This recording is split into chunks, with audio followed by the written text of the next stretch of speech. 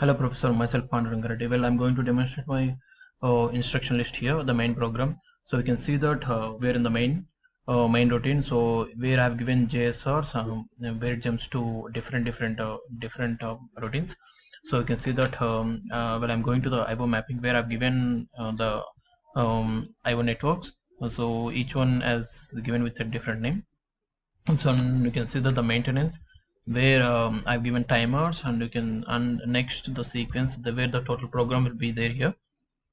So you can see that when the power is on, the start PB is, when the power is on and the start PB is pressed, the start light will be turned on.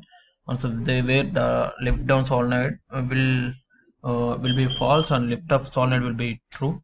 So this process will be go on, and until here you can see that there is a division which has branching. So here the operator will decide which is the good part and which is the bad part, where so this is decided by pressing PBA and PBB. So when the PBA is pressed, that will be dealt with the good part, and PBB is pressed with the bad part. So this is the cycle goes on until it reaches to the some amount of time.